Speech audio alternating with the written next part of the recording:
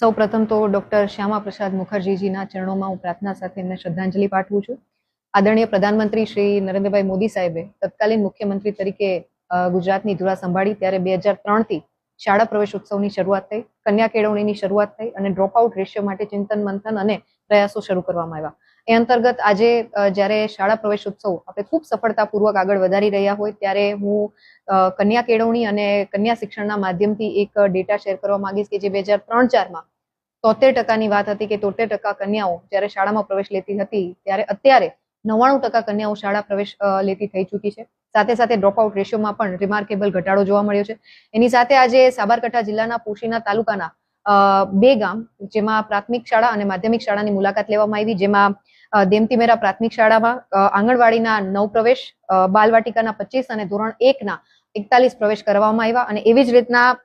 ગણવા માધ્યમિક શાળામાં પણ ધોરણ 9માં પ્રવેશ પામેલા બાળકો 15, પુનઃ પ્રવેશ પામેલા બાળકો 5 અને 4 દીકરીઓને અમે વ્યક્તિગત રીતે સંપર્ક કરી, એમના વાલીનો સંપર્ક કરી અને સમગ્ર શિક્ષણ વિભાગની ટીમ દ્વારા તેમજ સ્થાનિક આગેવાનો અને ભારતીય જનતા પાર્ટીના પ્રતિનિધિ મંડળ દ્વારા પ્રયાસના ભાગરૂપે ખૂબ સફળતા અમને 4 બાળકીઓના માધ્યમથી જોવા મળી છે. આ વિસ્તાર ખાસ કરીને અંતરિયાળ વિસ્તાર, ટ્રાઇબલ વિસ્તાર કહેવાય અને ડુંગરાળ પ્રદેશમાં જ્યારે આ પ્રકારની વ્યવસ્થા, શાળાકીય વ્યવસ્થા જ્યારે સુનિશ્ચિત કરવામાં આવતી હોય અને ખાસ કરીને માધ્યમિક શાળાની વાત કરીએ તો 9, 10 અને 11, 12 ટૂંક જ એ માધ્યમિક શાળામાં જ આપણે શરૂ કરવા જઈ રહ્યા છીએ. રોબોટિક્સ લેબ અને ગ્રાઉન્ડ પણ એમને મળી રહે, રમતગમતનું ગ્રાઉન્ડ પણ મળી રહે, એ પ્રકારની વ્યવસ્થા સુનિશ્ચિત કરી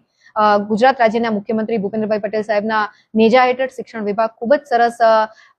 અંતરિયાળ વિસ્તારો હોય, બોર્ડર પેરીફરીના વિસ્તારો હોય ત્યાં પ્રાથમિક સુવિધાથી લઈ અને બાળકોને શિક્ષણ મળી રહે અને સંસ્કાર આધારિત, જ્ઞાન આધારિત અને કૌશલ્ય આધારિત શિક્ષણ મળી રહે એ માટે સતત પ્રયત્નશીલ છે. આવનારા સમયમાં આદરણીય પ્રધાનમંત્રી શ્રીના નેતૃત્વમાં વિકસિત ભારતની જે પરિકલ્પના આપણે સેવી રહ્યા છીએ ત્યારે આજના બાળકો આવતીકાલનું દેશનું ભવિષ્ય હોય ત્યારે એમને મૂલ્યો આધારિત, જ્ઞાન આધારિત, કૌશલ્ય આધારિત અને સ્કિલ બેઝ લર્નિંગથી